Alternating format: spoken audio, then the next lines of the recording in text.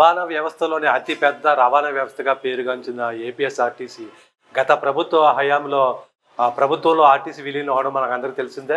అయితే కూటమి ప్రభుత్వం వచ్చాక కూడా కొన్ని సమస్యలు ఉన్నాయి. వాటి పరిష్కారం కోసం రాష్ట్ర వ్యాప్తంగా ఈ నెల 20-21 తేదీల్లో ఆందోళన ఉధృతం చేస్తామని నేషనల్ మజ్దూర్ యూనిటీ అసోసియేషన్ ప్రకటించింది. ఇందులో భాగంగా ఈ అసోసియేషన్ రాష్ట్ర అధ్యక్షుడు శ్రీనివాసరావు జిల్లా పర్యటనలో విశాఖపట్నం వచ్చారు. ప్రస్తుతం ఆయన మనతో ఉన్నారు. ఆయన అడిగి మరిన్ని విషయాలు తెలుసుకున్నాం. సార్ చెప్పండి, కూటమి ప్రభుత్వం వచ్చాక ఆర్టీసీలో ఉన్న సమస్యలు ఏంటి? ఏ సమస్యల పరిష్కారం కోసం మీరు 2 రోజుల ఆందోళన కార్యక్రమం నిర్వహించాలనుకుంటున్నారు? ఇవాళ ప్రధానంగా ప్రభుత్వంలోకి వచ్చిన తర్వాత మరి గవర్నమెంట్ సర్వీస్ రూల్స్కి ఆర్టీసీ సర్వీస్ రూల్స్కి భిన్నంగా ఉండటం వల్ల అనేక సమస్యలు ప్రభుత్వం దృష్టికి తీసుకెళ్ళడం జరిగింది. ఇవాళ ప్రధానంగా ఒక్కొక్కటి పరిష్కారం ద్వారా వచ్చినా లేట్ అవుతున్నప్పుడు కూడా ప్రధానంగా ఉన్నటువంటి మేజర్ సమస్య ఏంటంటే ఆర్టీసీని నిలబెట్టుకోవడం అనేది ప్రధాన సమస్య. విద్యుత్ బస్సులు ప్రైవేటు వాళ్ళ ద్వారా నిర్వహణ జరగడం వల్ల వచ్చే ఇబ్బంది వల్ల పరోక్షంగా ఆర్టీసీ ప్రైవేటైజ్ అయ్యే ప్రమాదం ఇవాళ వర్కర్లో చాలా ఆందోళన ఉంది. అదేవిధంగా స్త్రీశక్తి వచ్చిన తర్వాత సరిపడా బస్సులు లేక సరిపడా సిబ్బంది లేక ఇవాళ ఆందోళన జరుగుతుంది. ఆర్టీసీలో ఉన్నటువంటి సిబ్బంది తీవ్ర అనారోగ్యం వల్ల ఇవాళ ఈహెచ్ఎస్ నుంచి ఇవాళ పాత ఆర్టీసీలు ఏదైతే సీలింగ్ లేనటువంటి వైద్యం ఉందో అందులోకి వెళ్ళాలనేది ప్రధానంగా ఏదైతే గ్యారేజ్ సిబ్బంది సంబంధించినటువంటి సమస్యలు ఏదైతే ఉన్నాయో వాటి పరిష్కారానికి, బస్సులు కొనుగోలు కావాల్సిన వర్క్షాప్కు సంబంధించినటువంటి సమస్యలు ఏదైతే ఉన్నాయో వాటి పరిష్కారానికి, మహిళా సిబ్బంది ఎవరైతే ఉన్నారో మహిళలకు ప్రథమ ప్రాధాన్యత ఇచ్చేటువంటి ప్రభుత్వం ద్వారాగా మహిళా సిబ్బంది ఆర్టీసీలో అనారోగ్యంతో కానీ లేకపోతే తీవ్రమైనటువంటి జబ్బులతో కానీ ఇవాళ లీవ్ పొజిషన్ లేకపోతే ఇబ్బంది పడేటువంటి పరిణామాలు ఏవైతే ఉన్నాయో ఇవాళ చైల్డ్ కేర్ లీవ్ దించి పర్ మంత్ వచ్చేటువంటి 3 days లీవ్తో కూడా ఇబ్బంది పడే పరిణామాలన్నీ ఇవాళ ప్రభుత్వం దృష్టికి తీసుకురావడం జరుగుతుంది. ఇవాళ దాదాపు 6 నెలల నుంచి ఆర్టీసీ మేనేజ్మెంట్ ప్రభుత్వం దృష్టికి తీసుకొచ్చి పరిష్కారానికి సొరవలేకపోవడం వల్లనే ఉద్యమ స్వరూపానికి ఇవ్వడం జరిగింది. రేపు 20-21 రాష్ట్ర వ్యాప్తంగా అన్ని యూనిట్స్లో నిరసన ప్రదర్శనకి పిలుపుతో పాటు ఉద్యమం తీవ్రతం చేయాలని మాత్రం నిర్ణయం చేయడం జరిగింది రాష్ట్ర కమిటీ. సార్, స్త్రీశక్తి పథకం వచ్చిన తర్వాత డ్రైవర్లు కండక్టర్ మీద విపరీతం ఒత్తిడి పెరిగింది. చాలామంది ఉద్యోగులు గతంతో పోలిస్తే ఎక్కువ సంఖ్యలో చనిపోతున్నారు, ఆందోళన వ్యక్తం అవుతుంది. ఈ సమస్యలు మీరు ప్రభుత్వం దృష్టికి ఎలా తీసుకెళ్తారు? ఇవాళ ప్రధానంగా రాష్ట్ర ముఖ్యమంత్రి గారికి విజ్ఞప్తి చేయడం జరిగింది. ఇవాళ 49 ఉన్నటువంటి పల్లి వెలుగు బస్ సిట్టింగ్లో ఉన్నటువంటి దానిలో 120-130 మంది కూడా ప్రయాణికులు ఎక్కించాల్సిన పరిస్థితి. కారణం ఏంటంటే స్త్రీశక్తి అమలు చేయడం వల్ల స్త్రీలు ఎక్కువ రవాణా సౌకర్యాన్ని వినియోగించడం జరుగుతుంది.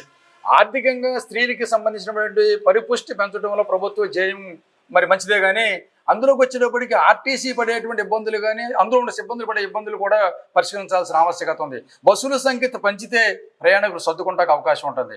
సిబ్బంది సంఖ్య పెంచితే డబల్ డ్యూటీలు ఓవర్ డ్యూటీలు చేయకుండా ఇబ్బంది లేకుండా మళ్ళీ ఫ్రీగా డ్యూటీ చేయడానికి అవకాశం ఉంటుంది. ఇవి రెండు పెరగనం సేపు ఆటోమేటిక్గా ఈ ఒత్తిడి మన మీద పడటం మూలంగా టెన్షన్ ఎక్కువయ్యి ఇవాళ ప్రజలకు మెరుగైన సేవ అందించే దాంట్లో మా డ్రైవర్ కండక్టర్లో చాలా మంది డ్యూటీల్లోనే ఇవాళ ప్రాణాలు వదిలేటువంటి పరిస్థితి చాలా తీవ్రమైంది. గతంలో పోలిస్తే డబల్కి వచ్చింది. ఈ విషయాన్ని రాష్ట్ర ప్రభుత్వంతో ఆర్టీసీ మేనేజ్మెంట్ దృష్టికి తీసుకురావడం జరిగింది. ముఖ్యంగా మేము కోరుకునేది తక్షణం జబ్బులు ఐడెంటిఫై చేసేది, పని ఒత్తిడి తగ్గించడము. మూడోది ఇవాళ పాత ఆర్టీసీ వైద్యం పెడితేనే కానీ ఈ మరణాల సంఖ్య తగ్గడానికి అవకాశం లేదనేది ప్రధానంగా ఇవాళ ప్రభుత్వం దృష్టికి తీసుకురావడం. తక్షణం పరిష్కారం కావాలి, తీవ్రం అవ్వకుండానే సమస్య పరిష్కారం కావాల్సిన ఆవశ్యకత ఇవాళ రాష్ట్ర ముఖ్యమంత్రి గారు స్వయంగా జోక్యం చేసుకోవాలని మీ ద్వారా విజ్ఞప్తి చేస్తున్నాం. స్త్రీశక్తి పథకం అమల్లోకి వచ్చాక అన్ని జిల్లాల్లోని ఆక్యుపెన్సీ రేట్ అయితే పెరిగింది. సిట్టింగ్ కాకుండా మొత్తం బస్సు అంతా స్టాండింగ్తో విపరీతమైన ఒత్తిడితో బస్సులు అయితే తిరుగుతున్నాయి. ఇప్పుడు విశాఖపట్నం జిల్లాకి తీసుకుంటే 180 అదనపు బస్సులు కావాలి. అలా రాష్ట్ర వ్యాప్తంగా కొన్ని వేల బస్సులు అదనంగా తీసుకురావాలని ప్రపోజల్స్ అయితే ఆరంభంలో అందరూ ప్రభుత్వాలు పంపించారు. కానీ ఇంతవరకు ప్రభుత్వం నుంచి పరిష్కారం సమాధానం ఎలాంటి రాలేదు. ఆ విషయంలో మీరు ప్రభుత్వం ఎలా ఒత్తిడి చేస్తారు?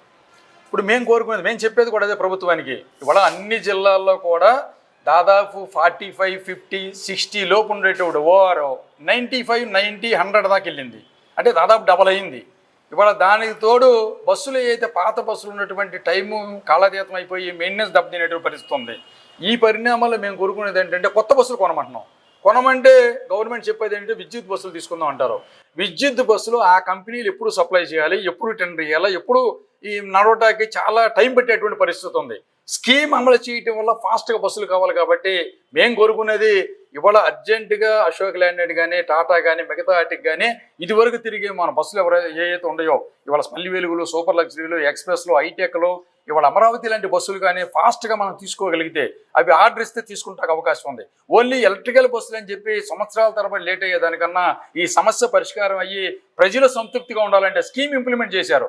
కానీ స్కీమ్ ఇంప్లిమెంట్ ఆర్థిక పురోగతి దృష్ట్యా మహిళలు అసంతృప్తి పెరిగేటువంటి పరిస్థితి ఏర్పడుతుంది. ఒకరి మూలం ఎక్కడం కానీ ఎక్కలేకపోవడం వల్ల కానీ పరోక్షంగా ప్రభుత్వానికి కూడా అది మైనస్. కాబట్టి తక్షణం ఇంత ముందు బస్సులు ఏవైతే ఉన్నాయో కనీసం 4,000 బస్సులు కొంటే కానీ మినిమం ఇవాళ మనం సర్వైవల్ అవ్వడానికి అవకాశం లేదనేది ఇవాళ ప్రభుత్వానికి తెలుసు, ఆర్టీసీ యాజమాన్యం తెలుసు.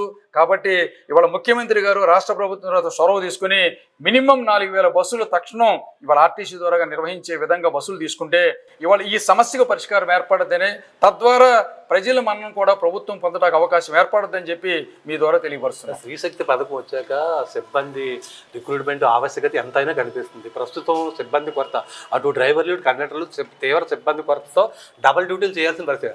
అసలు రాష్ట్రంలో ఎన్ని సంవత్సరాలుగా రిక్రూట్మెంట్ నిలిచిపోయింది? దాదాపు ఏపీఎస్ఆర్టీసీలో ఒక 10 years నుంచి, గత ప్రభుత్వం 5 years ముట్టుకోలేదు, అంతకుముందు 3-4 years నడవలేదు, ఇప్పుడు వచ్చి 2 years నుంచి ఓన్లీ చనిపోయిన వాళ్ళ పిల్లలు ఎవరైనా ఉంటే వాళ్ళకి ఉద్యోగాలు ఇవ్వడం తప్ప రిక్రూట్మెంటే నడవట్లా. దానివల్ల చనిపోయిన రిటైర్ అయిన పర్ మంత్ దాదాపు 500 మంది రిటైర్ అయితే ఇన్ని సంవత్సరాల నుంచి ఐడెంటిఫై చేసినటువంటి ఇవాళ మినిమం ఉన్నటువంటి అయితే శాంక్షన్స్ ఉన్నటువంటి పోస్టులు ఐడెంటిఫై చేసినవి 17,000 పోస్టుల దాకా ఐడెంటిఫై చేయడం జరిగింది. తక్షణం ఆ పోస్టులు భర్తీ చేయాలి, మినిమం అవసరం. ఇప్పుడు కండక్టర్ లేకపోతే ఇంకో కండక్టర్ని తీసుకొచ్చి పెట్టే కావదు, ఆ డ్యూటీ మళ్ళీ మేమే భారం పోయాల్సి వస్తుంది. బస్సు ఆగకూడదు, ప్రజలకు ఇబ్బంది వెళ్ళకూడదు, ప్రభుత్వానికి సర్టిఫికేట్ రాకుండా ఉండాలంటే ఆ డ్యూటీ మళ్ళీ మేమే చేయాల్సిన పరిస్థితి. ఎక్స్ట్రా కిలోమీటర్లు డ్యూటీ చేయాల్సి వస్తుంది. డ్రైవర్లు అయితే మీకు చూసి తెలుస్తుంది ఎంత ట్రాఫిక్, ఏ పరిస్థితి, ఎండలు ఎలా ఉన్నాయి, ఇలాంటి పరిస్థితులు ఎంత నరకం అనిపిస్తున్నాం అంటే రిక్రూట్మెంట్ లాగా నరకం అనిపించే పరిస్థితి ఏదైతే ఉందో, దాదాపు 10 years సుమారు రిక్రూట్మెంట్ లాగా ఏదైతే ఇబ్బంది పడుతున్నామో తక్షణం ప్రభుత్వం దాదాపు 17,000 ఖాళీలు ఏదైతే ఉందో వీడి కేటగిరీ కండక్టర్, డ్రైవర్, మెకానిక్, శ్రామిక్స్ తదితర కేటగిరీలకు సంబంధించినటువంటి మేజర్ ఏవైతే ఖాళీలు ఉన్నాయో వాటిని తక్షణం భర్తీ చేయాల్సిందిగా విజ్ఞప్తి చేస్తున్నాం. సార్, ఉచిత బస్సు పథకం కారణంగా ప్రభుత్వానికి అయితే మంచి పేరు, మైలేజ్ వస్తుంది. ముఖ్యంగా మహిళా ఉద్యోగులు గతంలో బస్ పాస్ తీసుకొని బస్సుల మీద డ్యూటీకి ఇంటికి అప్ అండ్ డౌన్ చేసేవారు. కానీ ఇప్పుడు స్త్రీశక్తి పథకం వచ్చే వాళ్ళందరూ బస్ పాసులు తీసుకోవట్లేదు. అలాగా ఆ రకంగా ఆర్టీసీ ఆదాయం అయితే కోల్పోయింది.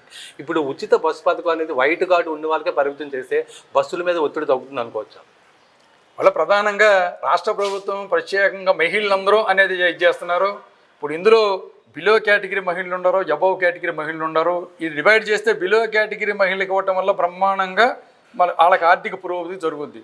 ఇది కొంతమంది గవర్నమెంట్ ఎంప్లాయీస్ ఉన్నారు, లక్షలాది రూపాయల జీతం వచ్చేవాళ్ళు ఉన్నారు. వాళ్ళేమి మాకు ఫ్రీ బస్ కావాలని వాళ్ళేం అడగట్లేదు, వాళ్ళందరికీ ఫ్రీ అన్నారు కాబట్టి వాళ్ళు వాడుకోవటం వల్ల ఇప్పుడు పరోక్షంగా గవర్నమెంట్కి, ఆర్టీసీకి నష్టం, మరి ప్రత్యక్షంగా ఇవాళ ఎక్కువ ట్రావెలింగ్ అవ్వటం మూలంగా వీళ్ళ బస్సుల కెపాసిటీ కూడా పెరిగి ఇవాళ దాదాపు దానివల్ల కూడా ఇబ్బంది కలిగే పరిస్థితి ఉంటుంది. కాబట్టి అది ప్రభుత్వ పరంగా తీసుకోవాల్సిన నిర్ణయం. ఎందుకంటే దాన్ని డిబేట్ చేస్తే ఎవరికి అవసరమో వాళ్ళు సద్వినియోగం చేసుకుంటే అటు ప్రభుత్వానికి ఇటు నిరుపేదలకు కూడా ఉపయోగకరం అంటే ఉంటే అది సక్సెస్ఫుల్గా అవటానికి అవకాశం ఉంటుంది.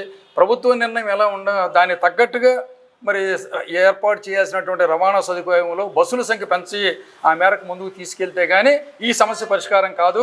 ఇలా కంటిన్యూ చేస్తే ఈరోజు బస్సుల్లో పడేటువంటి మహిళలు కొంతకాలానికి ఇంత ప్రభుత్వం ఇచ్చేటువంటి ఆర్థిక సౌలభ్యం కూడా మైనస్ అయ్యే పరిస్థితులు ఇవాళ ఆ రకమైనటువంటి టెన్షన్ ప్రజల్లో కూడా, అంటే టైంకి వద్దాము ఎక్కుదాం అన్న దాంట్లో కొన్ని బస్సులు ఎక్కలేక, కొన్ని బస్సులు ఎక్కే దాంట్లో కూడా ఇబ్బందులు, కొంత లేట్ అవ్వటం వల్ల పడే ఇబ్బందులు, ఇవంతా కూడా అసంతృప్తికి గురయ్యే పరిస్థితులు ఉంటాయి. కాబట్టి అవి పోవాలన్నా కానీ బస్సుల సంఖ్య పెంచి ఇవాళ ప్రయాణికులు ఒకే బస్సులో అంత ఓవర్ కెపాసిటీ ఎక్కేదానికి అవకాశం లేకుండా చూడాల్సిందిగా విజ్ఞప్తి చేస్తున్నాం.